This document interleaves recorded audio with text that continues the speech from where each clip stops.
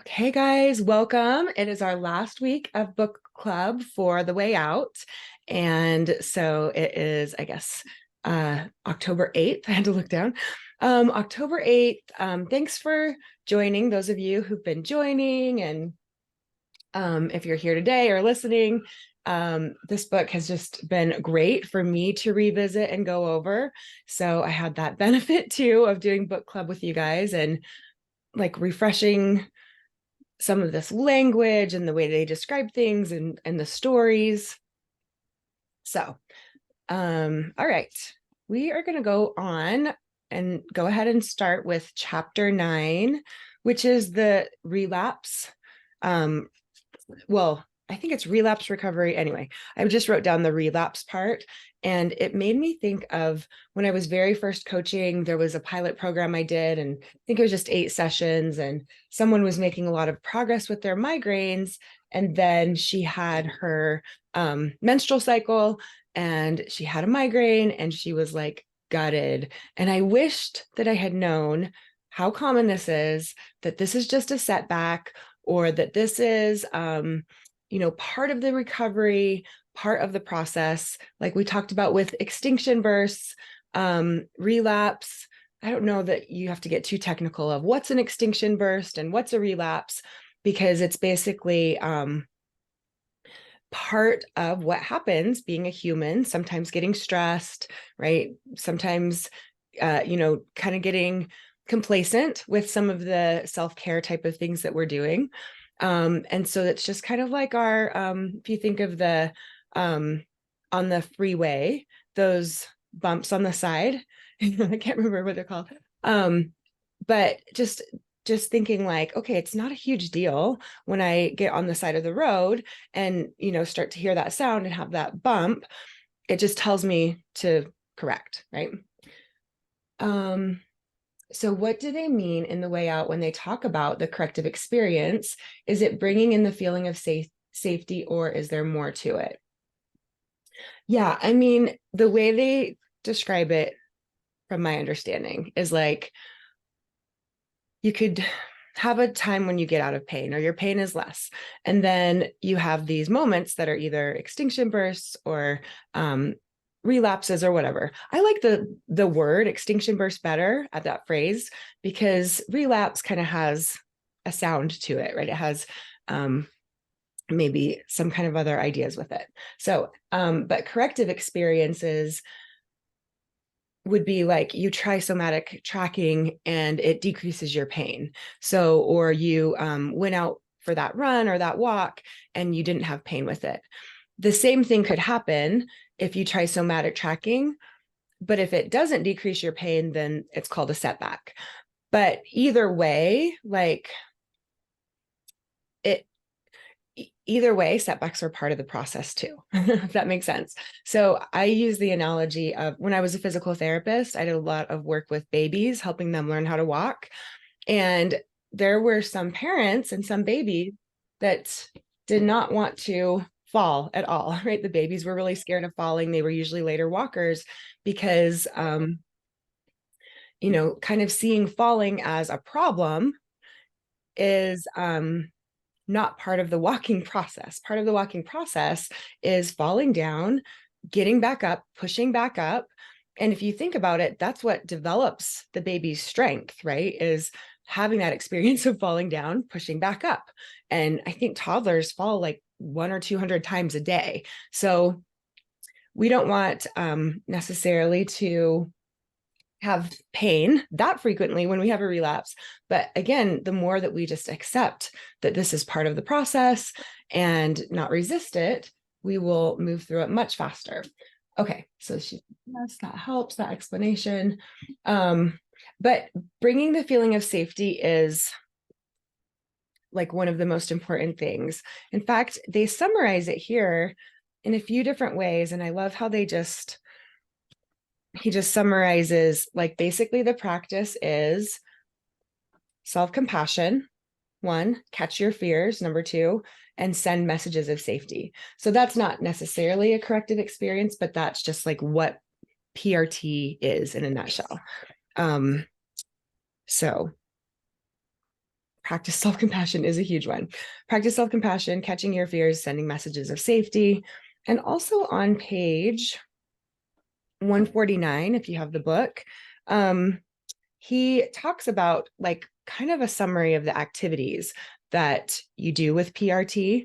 So making evidence sheets, practicing somatic tracking, using avoidance behaviors, sending messages of safety, reducing overstimulation, avoiding feeling trapped, handling uncertainty, catching your fears, embracing positive sensations.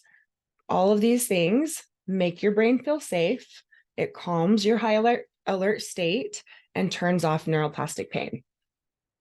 So when you do have those sensations, again, that might be something to think about, these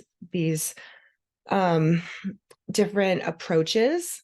And again, it's not about this specific recipe of like, okay, I have to do this for 30 minutes every morning. And usually when we approach it with perfectionism, that's what's keeping ourselves in chronic pain, right? So I want to go back to the 3 stages of relapse. So when he's talking about relapse, you could think of a flare, you know, what people call a flare. I don't love that word either. I think extinction burst is such a more generic word. Or it could be something new. So personally, actually, I started getting this tooth pain, and I talk about it in the Facebook group a little, but I'd had a previous implant that I had to have redone, and I really don't want to have that happen again with any of my teeth. And then I saw this picture of myself where I had this gap in my tooth where I was getting an implant done a few years ago. And that same spot, that same day started hurting. So, and I was under stress, and the pain even like spread up into my face, but I could just be really curious about it. And it felt weird when I touched it. It was kind of that, you know, nerve pain, as people say. But within a day, it was also gone. So, the 3 stages though of relapse usually is panic is the first one. So this is just normal. If you guys start feeling something new and go into panic, don't beat yourself up about it. That's the first stage of the process, is freaking out and worrying that it's structural and going back to fears. And you guys resonate with that? We've all been there, right? And then the second part is forcing it. So forcing it is like, you know, all these tools and you are just like, with this urgency, you're doing all of the tools, right? So it'd be like if someone, you know, not a pain related thing, but like if someone wanted to get into shape and they just wanted to, you know, get all the way into shape in, you know, 3 days or something, you know, it's just not how the process works. So forcing it when you're really urgent, it's not going to speed the process along, but at the same time, you can't really help your urgency, right? You want to get out of pain. So again, this is just more to know. It's normal that you'll have this sense of panic. You'll want to force it, and maybe you're journaling, or maybe you're, you know, getting massages, or maybe what other kind of things do you guys do? You can write in the chat if you want to participate more, but like, I think you all know what that forcing it energy feels like. That's different than just general self-care when you're not in pain. And then the third stage is, oh yeah, this is how it works. So it's just kind of that realization of like, you know, for me, that pain went away. So I'm like, oh, okay, of course. I didn't need to worry. I even had this weird like sensation of like, maybe it's going to be Bell's palsy. Maybe it's going to turn into, you know, and I've never had Bell's palsy, but I've heard of half your face going numb, and I had that sensation there. So your brain can play tricks on you. And the more that you can have these setbacks, or that you can have these relapses, that you can be with yourself through the process without being a perfectionist, and you know, come out the other side, that builds resilience. And the more resilient you are, the less your brain is producing neuroplastic pain, right? So seeing all of this, again, thinking of that baby that's pushing up, getting stronger every time they're learning to walk.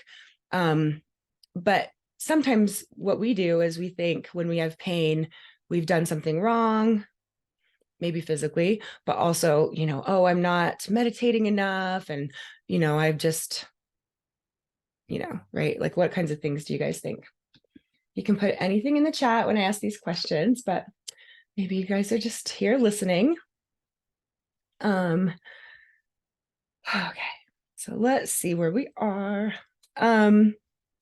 So yes, opportunities to build resistance leads to that reduction of fear, which reduces pain. Does that all make sense? And then when things are feeling pretty good, just remembering, oh, Peter says we're shy. Oh, all right. No worries. So taking care of yourself, even when you're feeling good, is also important, right? So he gives the example of someone who had said if their stress levels filling up, but they're always able to like empty out their reservoir before it gets, an inch before the top, something like that, then, and that's through self-care, then they're not going to spill over as much. So, okay, I was just going to the chat because I saw someone there. Shoot, squirrel, I got distracted.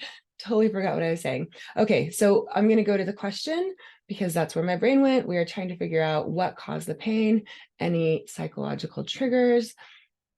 Oh, like when you have a relapse, trying to figure out what caused the pain and any psychological triggers. Yeah, that's a common one that I do. And I can also tell when I get into that kind of more panicked state about it, right? I'm like, I've got to find it. I've got to figure it out. What's the thing? And sometimes it's so crazy, you guys, because we can be so blind to our own emotions and thoughts and what's going on and what's stressful. I see this all the time in coaching. People are like, I don't even really know what's stressful. And I've had this myself. And it was like a day my son was leaving for the Marines, and because he had gone and come back and then left again after boot camp. And so I was like, oh, why is this part of it hard? But we're human. We have these emotions. This is subconscious. We stress ourselves out. We worry about things. This is just the signal, the barometer from our body of like, hey, how can you be a little kinder to yourself or not stress yourself out so much, right? Those kind of things. And then we can talk too about when you're trying to figure out what did cause the pain, as far as like if it's physical or not. The appendix section talks about how neuroplastic pain behaves. That's different than it would if it was from a physical source.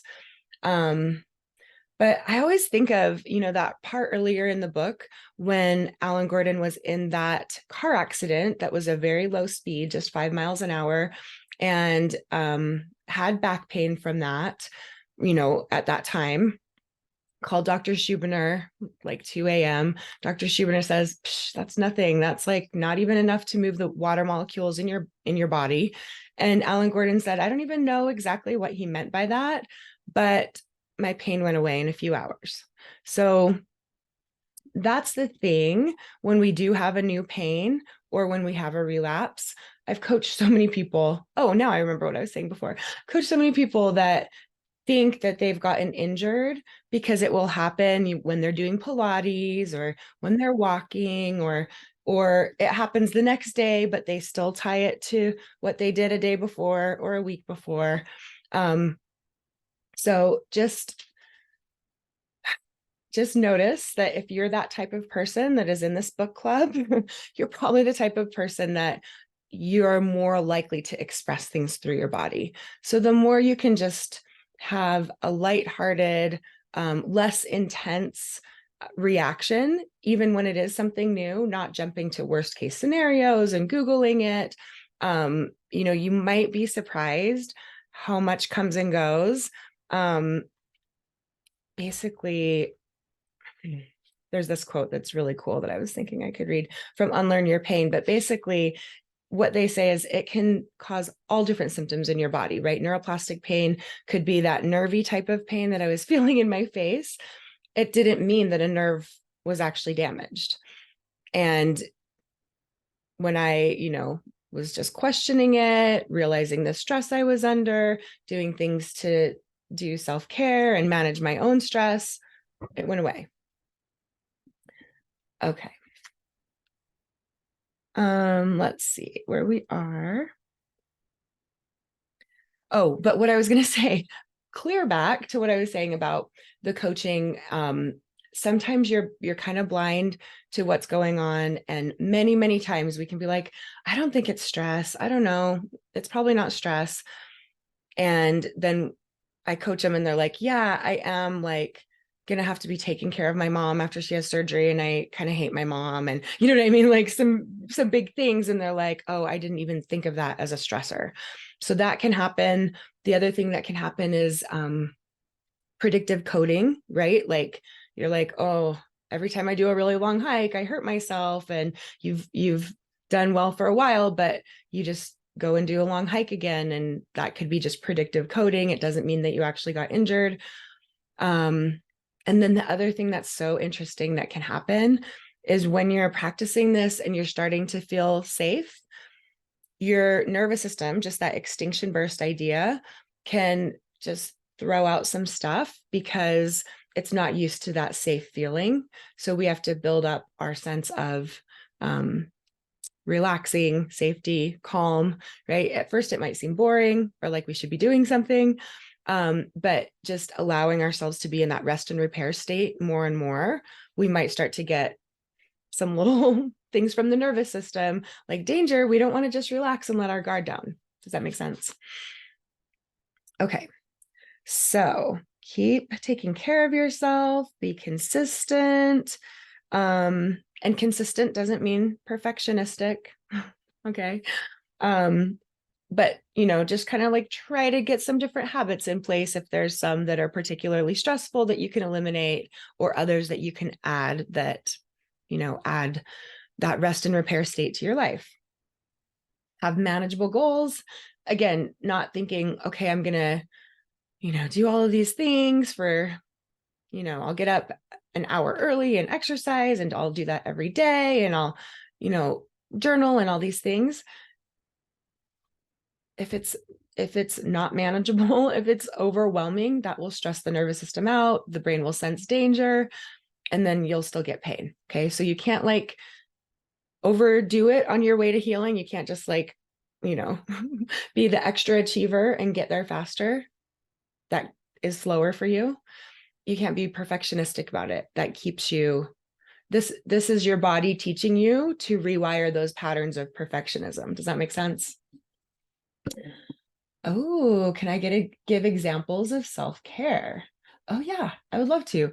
And you guys, if you're not too shy, put in the chat what examples you guys like, because I like a lot of different things, but they might not be things that any of you like, or you like one of those things, but the others you don't. And I think of self-care as it can be a lot of different things. And so sometimes people are like, well, I don't have the money for a massage and I can't always go on a vacation. And self-care could even be like not looking at your phone for 30 minutes when you wake up, or waking up 15 minutes earlier and sitting on the porch with your cup of coffee rather than putting it in the to-go cup and, running out the door. So for me, I love things like moving my body. And I know that's not a possibility for everyone when you have pain, and that can be a great source of stress when you're used to moving your body and relieving mental stress and emotional stress that way. So that can really be the challenge, to look for self-care outside of what you normally would turn to. So I really love, these are some of the weird ones that I love, right? Like weird in a good way. Like I like it that we're all a little different. So you guys find for you what you like. So I love listening to things. It helps switch my brain out of that preoccupation when I can listen to something that distracts me. So there are podcasts that I like. There are some like Tell Me About Your Pain that are about this kind of stuff. But I also really like law of attraction stuff. So I listen to Abraham Hicks, and it's like, it just calms my body. So that's why I go to it. So maybe you find something like that for you, like music or a podcast or a book that's not about pain, that's like a romance novel or something that you listen to or that you read. You could watch shows.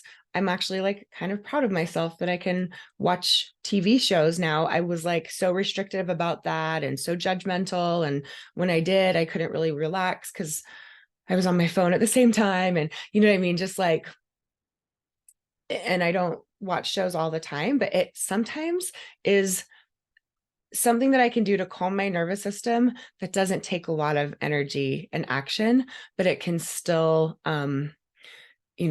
get me out of those preoccupied thoughts or the fear-based states or those fear-based emotions. Because basically, even if we're distracting and avoiding, like that's so much better than catastrophizing and worrying and being in fear, right? So even if you could look at like puppies and babies and funny videos for 5 minutes and just calm down for a little bit and not be thinking about the pain for a little while, what we know is pain is in the consciousness. So when we're not thinking of it and feeling it, it's not just being produced. It's our awareness of it that we feel.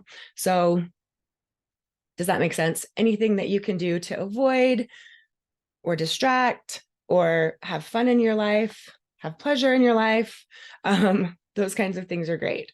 I do love yoga. I love breath work. I'm not like rigid about breath work, but I just use my breath to calm me down a lot. I like things of like, sometimes I like going to yard sales or thrift stores, or sometimes I like, right now I'm into going to an amusement park because I have a season pass and the season's just ending. So an amusement park is so fun for me. And again, some people are like, that sounds like a nightmare. I couldn't walk there. I couldn't be on roller coasters. But my issues were more digestive, right? And so the physical things I know really regulate my body. And then I love dancing. And then I love like skiing in the winter, things like that. But what I discovered is I think my body, I like going fast. That's why I like amusement park rides and stuff. But then I realized like this summer I rented an e-bike once and I didn't even have to pedal and I could get that same feeling of going fast and the wind and the, fresh air. And so that's where you guys get to get creative. Okay. And we have some examples. Yes. Prayer and meditation every morning. Yes. Anything that gets you into those transcendent emotions. It's literally, they've done studies. It like decreases your risk of cardiovascular disease. Like all of these health things are prevented when you have some kind of spirituality practice or just mindfulness, just being in the present moment versus thinking of the future or the past. Saying no to something that's overly stressful for me. Oh, that is such a good one. I love, love, love, love that concept. And it's sometimes really hard to practice at first, but it also is so liberating and such an important thing that you can do, right? You could say, well, I have pain. I can't do all these other things, but maybe you can at least honor yourself and what you actually feel like doing or not, and not committing to something that's stressful to you. Daily body scans, checking in with how I feel and what I need throughout the day. Yeah, he talks about that in the book of just like checking in with yourself. How are you, sweetie? He doesn't say that. That's what I say to myself. How are you, sweetie? How are you, love? What do you need, love? And then just notice if you're getting into that preoccupation with body scans, because that can be a whole other thing. We don't want to be like, okay, daily body scans are good. I'll do it every 10 seconds, right? That's not how we want to do it. But that's not what Renee was saying, I'm sure. It's just like a loving way of checking in with yourself, not a fearful way. Angela, I lie on my bed in the middle of the afternoon and listen to self-compassion meditation. Sorry, self-compassion meditation on Insight Timer. For some reason, I couldn't say that. Yes, that's so good. And you know what's funny is like I'll find I get one or two meditations I really like and just go back to. But there are hundreds, thousands on YouTube. There's so many resources. When I start to get overwhelmed, I just think I think the right answers come to me at the right time. So, for example, maybe I'll want to play a podcast and it just isn't playing for some reason. And then I get another thing to play, and that was the thing I needed to hear. So, it's kind of that trust of like, if I'm really drawn to listening to this podcast, that's what I need to hear today. And trusting that I don't have to ingest all the information and I don't have to do all the things perfectly all the time. It's just, looking at where I am now and following what sounds like the next best thing for me to do. Cuddling with my cat. Yes, I love that. Totally accepting where I am and what I feel, talking to myself, my inner child, touching myself. Yeah, you can, there's a lot of different kinds of soothing touch. And, there's this butterfly tapping or even massaging your muscles. That can be debatable because some people are like, well, isn't that sending the wrong message to the brain? But in the PRT training, they did teach that one of the calming skills is touching or massaging. Massaging can, calm your nervous system, right? So when I do the massaging, I also am kind of thinking to myself, it's not because there's this structural thing causing the muscle to be tight because of damage. I'm just like, okay, I must be stressed, and it's soothing to rub my muscle. And I put on kinesio tape a lot too. I was a physical therapist for 20 years, and I feel like kinesio tape is just very like supportive and soothing because it like supports the muscles, but you still can move with it. So actually, anytime, because I still have some occasional, I looked on my podcast, I have 2 episodes about acute back pain, and both of them it was about a year apart, just like a year and a month apart. So, every once in a while it can still flare up because again, I'm always expanding and evolving and I'm a human and I'm going to get stressed out sometimes. But yeah. Let's see. So I'm going back to the chat. Walking barefoot on the beach is very soothing. Oh, so jealous. I love the beach. But, again, that's one of those cases where I could be like, well, I don't have a beach near me. Or I could be like, okay, well, I like walking outside barefoot at the beach, and maybe I could put my bare feet on the ground where I do live. And there's something about grounding, and you could, again, it's not like you have to get into all the science of it, but if it is like feeling soothing to you to be barefoot and connect to the ground, do it where you can, right? If you can't do it for an hour, do it for 5 minutes, right? This is the idea of just like bringing in little things that give you that feeling as much as you can. The rest and repair state, sharing with a friend. Yes, exactly. So good. So it's so interesting because I think we're always like, what is self-care? How do we do self-care? But I think we all know, but it has been hard for us probably if we've been like people pleasers for a while, or if we've been neglecting our own bodies for a while. It's hard to know what we do like. So just be patient with yourself, but also know that you're going to have your own best answers. And every time you're in confusion and you're wanting someone else to tell you the answer, they could even tell you an answer that's going to work for you, but because you're in confusion, you won't even really hear it. So trust that you'll learn by trial and error. There were some times it was really soothing for me to go and get those like gourmet cookies. And I was like, oh, what a great treat.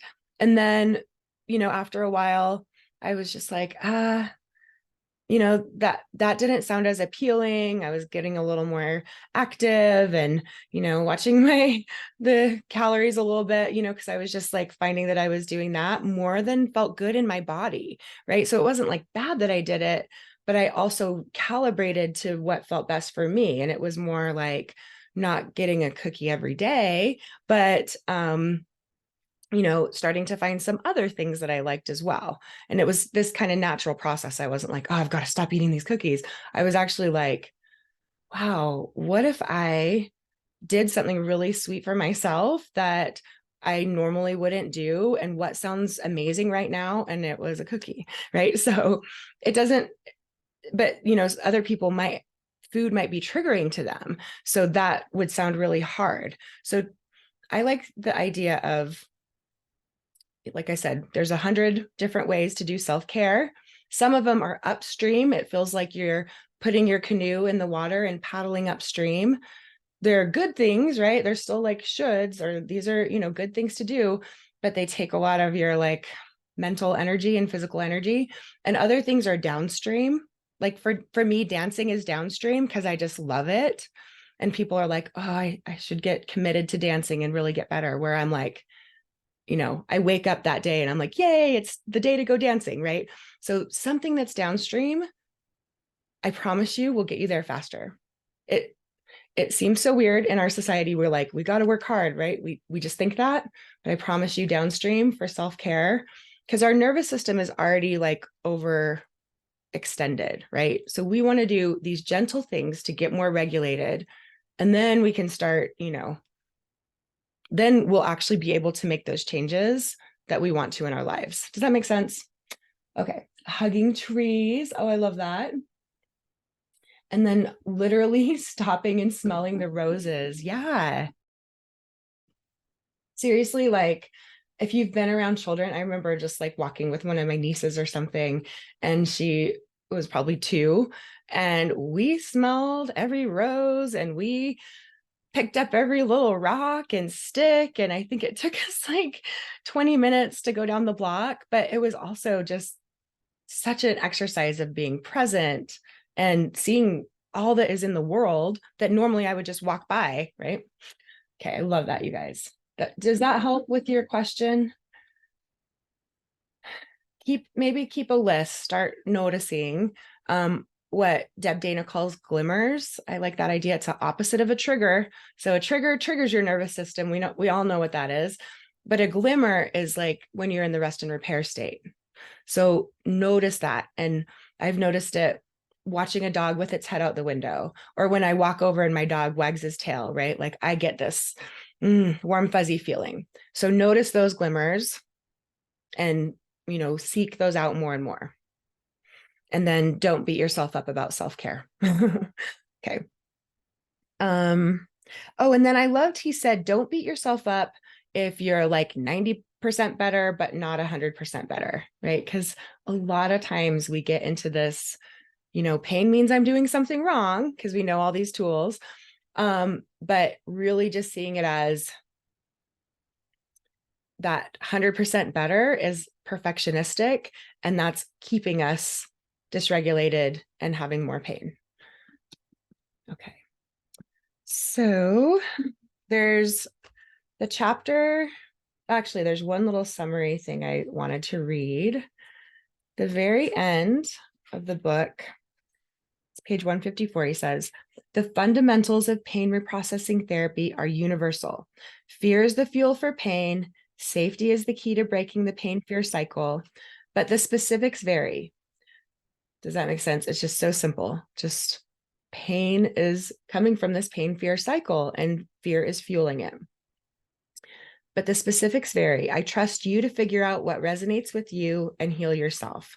I've given you a toolbox, but you're the one who's going to take these tools and get yourself out of pain. When you've been in pain for months or years, you want that freedom to come as soon as possible, but please be patient with yourself. It takes time to form new habits. It takes practice to develop new neural pathways, but every day going forward, you can change your brain a little bit more. Each setback is an opportunity for resilience. Each twinge is a shot at a corrective experience.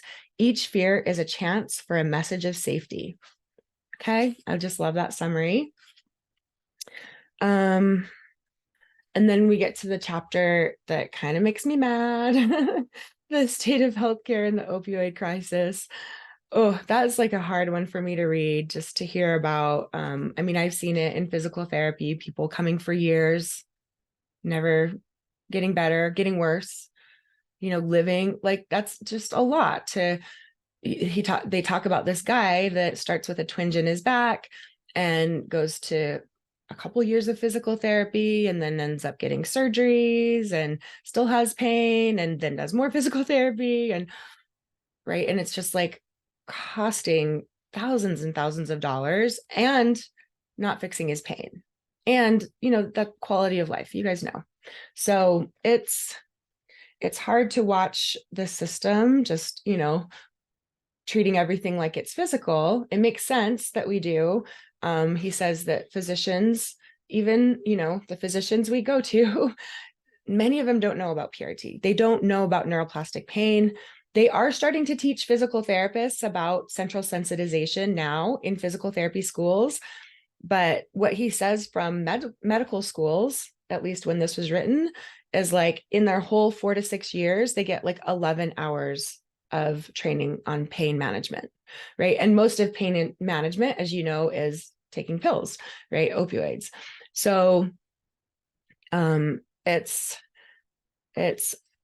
neuroplastic, and so it's created by the brain. So treating it as if it's physical is not solving the problem. And that's why that's becoming such an issue.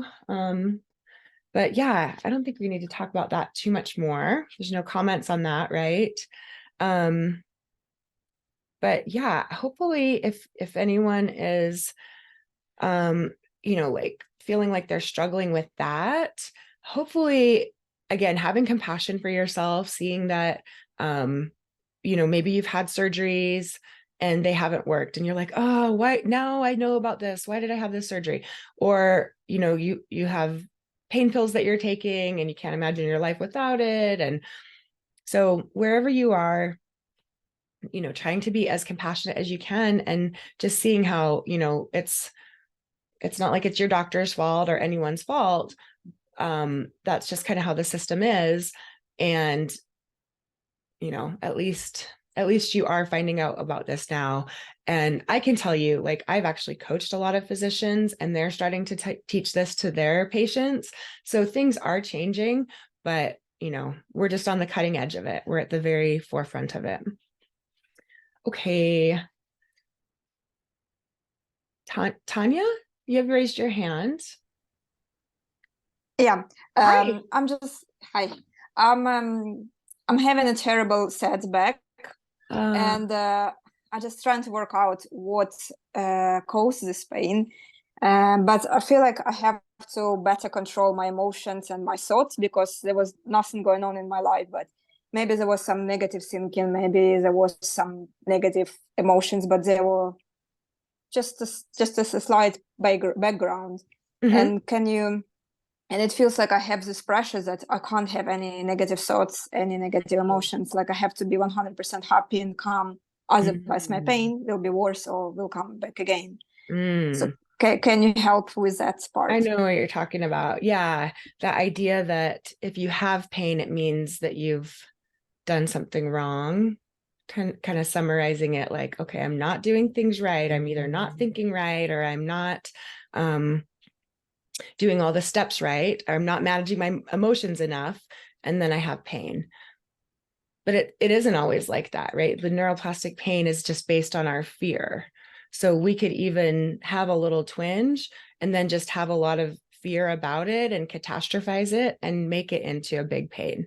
So sometimes that question of I've got to figure it out or I can't figure it out or why can't I figure it out? Anything that's like kind of that idea that if I figure out what I'm missing, I'll be out of pain.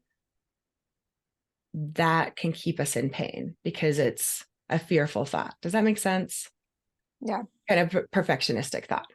So that being said, it might be possible that it isn't just this one thing that you just figure out and it's like, aha, and the pain goes away, right? But so does that make sense? Yeah. So we shouldn't keep on digging and looking for a reason. We just have to work with trust the process and work with somatic tracking. And yeah, that's the thing. Like sometimes it is downstream to find that reason, right? You're like, I'm going to do some journaling and you figure it out. But other times you can't find it. And then that gets to be a source of fear and stress of like, well, what is this? Now I don't even know what these thoughts are causing it. And how can I police my own thoughts when I don't even know what they are that's causing it, right? So just seeing it as like, how can you practice self-compassion where you are now? How can you catch those fears? Because I'm guessing there's a lot of fear associated with that pain and wanting it to go away, and then send those messages of safety. And some of it might start with the belief, and the appendix, we're going to go over that, where it talks about the way that neuroplastic pain behaves. So for you, would you say part of it, are you in that phase of like, oh, maybe it's structural and maybe no, I know it's neuroplastic. I've been given a diagnosis of neuroplastic pain. Okay. And I've been battling this diagnosis because I didn't want to have it. I wanted to be structural, like for normal people, but they couldn't find a reason. So I came to the conclusion that it's neuroplastic. Okay. So for you, then it sounds like you have a lot of belief that it's neuroplastic, ruled everything else out. But then when you do get pain, it's kind of like this. Yes, there's got to be some negative thinking or some stressful event or something that I've thought about, something that would remind me about pain. Yeah. So how do you feel when you think that thought? Like, I've got to figure this out, and why can't I figure this out? Or what is it? How does that feel in your body? Yeah, I start stressing out because it feels like it's something minor. Yeah. That I'm not even aware of it. And how can I figure it out? It can be 10 reasons why it came back. Yeah. So then that becomes its own source of fear and stress and preoccupation. Yeah. And like I have to control my thoughts and emotions, which I can't do. Right. And that thought also, you can feel how that feels in your body. I've got to control my thoughts and emotions all the time, and I can't do that. Right. So those are just some things that feel true, but they're fearful thoughts. And I don't know if you've done much with like somatic tracking, but just seeing that pain signal as, the sensation is going to come in. And like I said, with my tooth, like weird things were going on in my tooth and my face. But the more we can remain calm, either the pain signal comes in and we amplify it by like, fearful things, and we're stressing out and it gets more, or we're more calm and we react neutrally, we're not stressing out. Maybe we go distract. If it's too hard to get our head, we're just going to go, watch a movie or something for a little while, get more regulated, take a nap or something. And then your brain will produce it less and less. Does that make sense? Yeah, but it's very hard to do. It is. I know. It makes it sound so simple to be like, well, just do these steps. So from what I've said and what you've already, come here thinking, like, if you had to guess, what is something that, either you could bring more compassion to, or what you might be missing? Does anything come to mind from what we've said? It's hard. I mean, I just found it hard this time because I've been without pain for nearly 2 years and it came back, and I didn't think that it would come back. And I thought that if it would come back, I would deal with it within hours or days, but it's been weeks now and weeks. And and it's getting worse. Okay. So anything you can do to change that momentum, because as you can tell, it's stress related. It sounds like you have no doubt that it's neuroplastic, but it sounds like there's just that frustration of like, okay, I get it, but how do I change it? So getting your mind off it, distracting. Is the pain in the high range from 0 to 10? What number would you say it is? Well, at the moment it's like 5, but it can be 2, it can be 8. Okay. So again, we know that's good news when it's changing like that. And so, when it's a 2, there's advice of what to do in the book as far as like, that's when it's a little easier to do things like somatic tracking, being mindful, leaning into positive sensations. When it's the 8, that's when you're going to get really good at not beating yourself up for taking breaks, taking a bath, going on whatever those kind of things are that you can do. And knowing that doing less will get you further than doing more and distracting. And does that make sense? Like, would that Yeah, be a but it's really change? hard to distract with from really high pain. Yeah. And it's not It's paid it's all the it's nearly time. impossible. I feel like I I know. have Yeah. brain fog and I can't concentrate on any activities, any joyful or any Yeah. activities that would demand some kind of level of concentration. Yeah. Yeah, for sure. No doubt. And that's where, when we're looking at the scope of things, and sometimes it's a 2 and an 8, knowing that like when it is an 8, this will pass, this is temporary, even though it doesn't feel like it's temporary, those types of things that are soothing when it's an 8, um, that will help. I mean, I know you're saying there's times that I can't do anything, but that's not 100% of the time. So leaning Yeah. into those better times, finding those detective for the opposite moments, those glimmers. And, there are people that do a coaching session here or there. I think the Pain Psychology Center does one. When you're really getting stuck, it's really hard to get yourself out when you can't see exactly what's going on in your subconscious, but someone else who's trained in this can spend some time helping you get at some of those questions to answer for yourself so that you have a better understanding from a different perspective. I do some clarity calls. It's not just, I'm not the only coach. There's so many people now getting trained in this. Some people are willing to do a free call, you know what I mean? So even for any budget or for anything like that could be an option too. When you guys are really getting stuck, like this is not just a process that we can always just do alone. Yeah. It's really normal to get help from coaches who have that training and perspective that we just don't have, especially when we're in the thick of it and trying to manage our emotions and trying to figure things out when we're in pain. That's like a hard place to do it all from. Yep. Okay. Thank you. Yeah, thank you.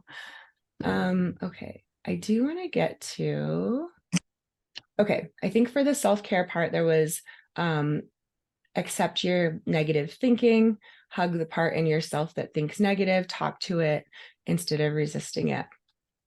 Yeah, I love that one.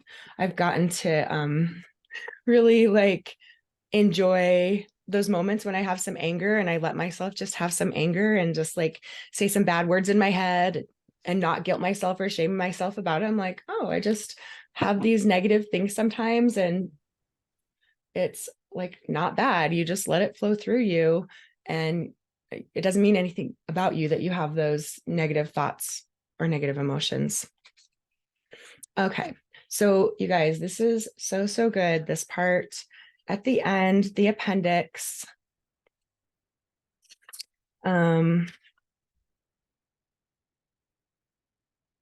So appendix starts on page 163, how to determine if you have neuroplastic pain.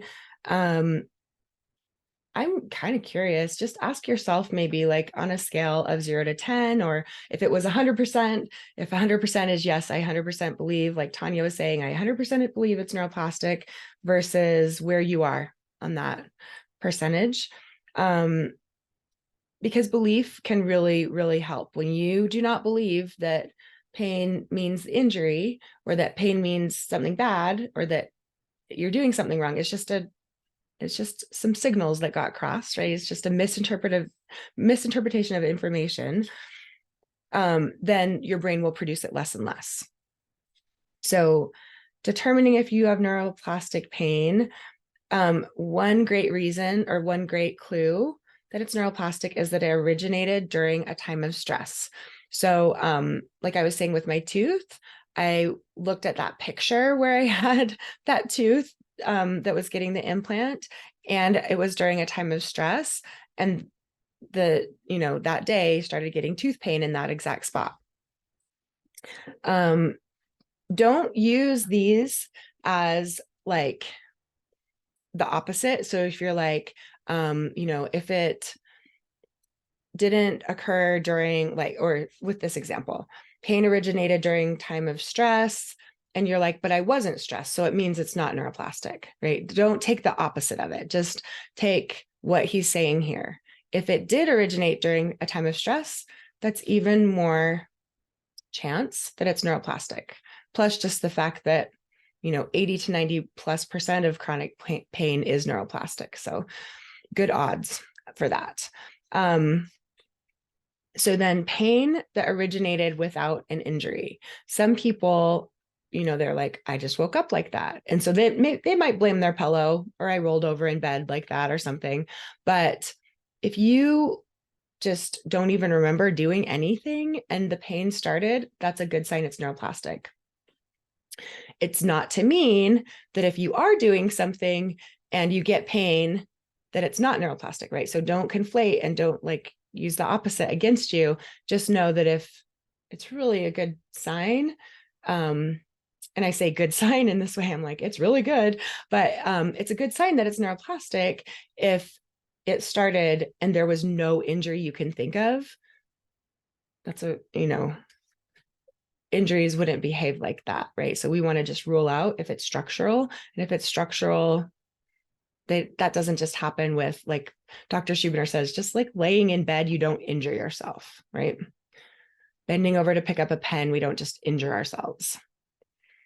And if you did injure yourself, but it's been longer than 3 to 6 months, then we know that it's moved from the acute center of the brain to those 44 different areas of the brain, the learning and memory center of the brain. It becomes more complex when it's chronic, and injuries heal. Injuries heal within 3 to 6 months, even a broken bone.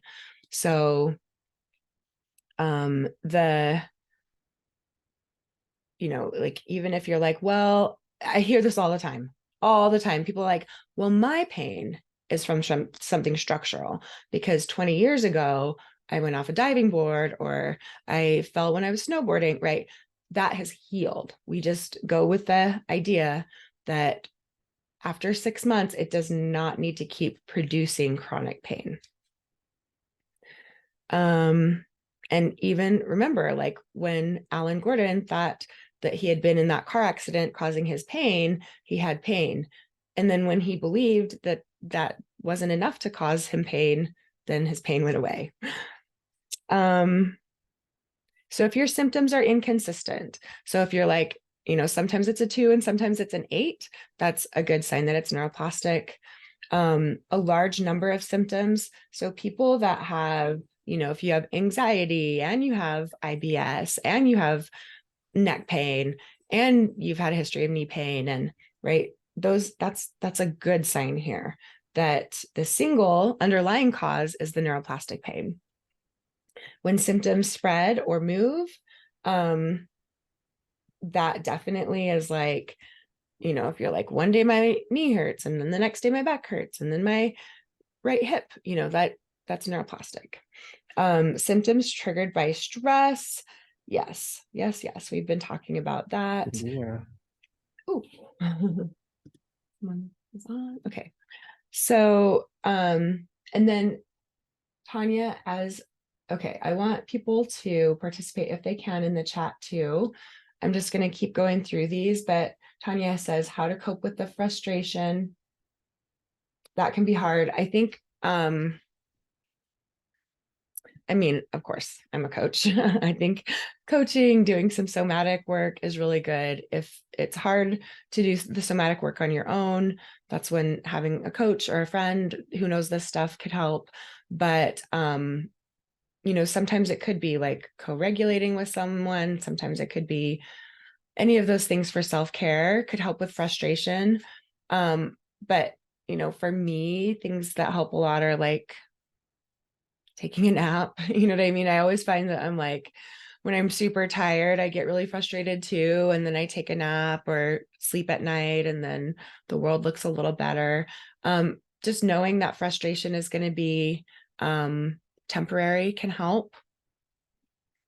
Yeah, if you guys have other clues of what you do to cope with frustration, again, I feel like kind of I can give you a bunch of things, but when you're in that state, it's hard to hear something that resonates for you. You almost have to get it from inside, but these can give you ideas.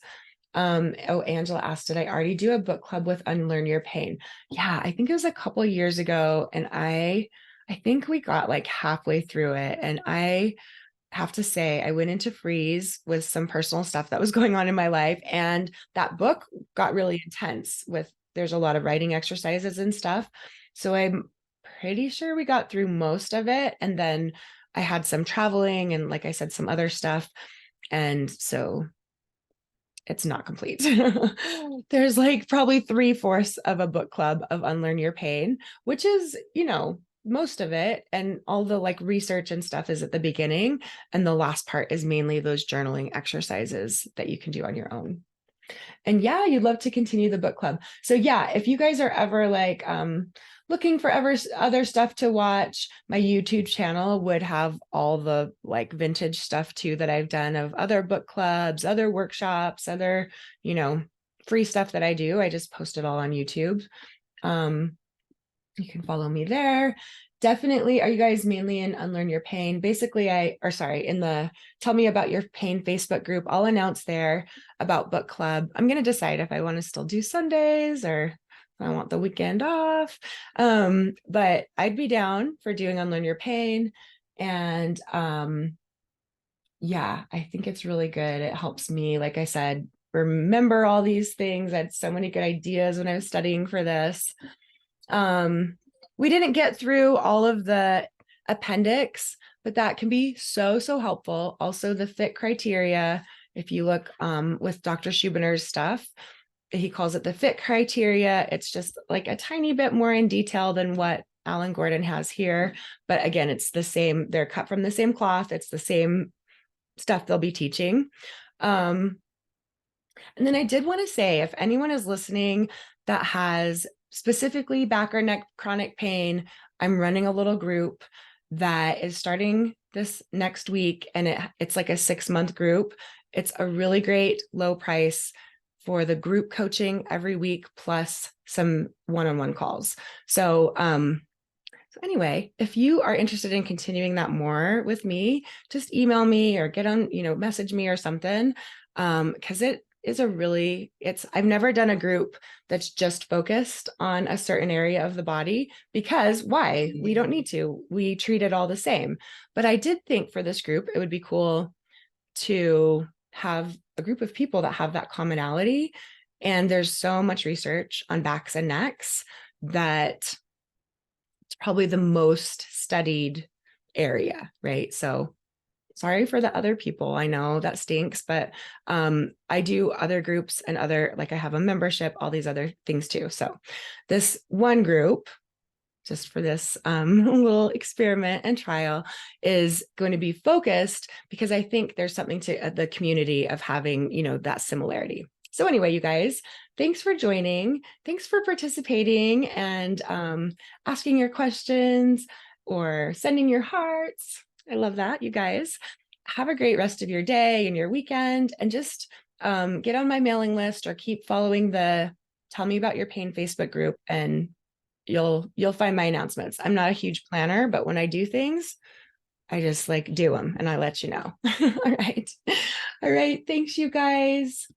Bye-bye.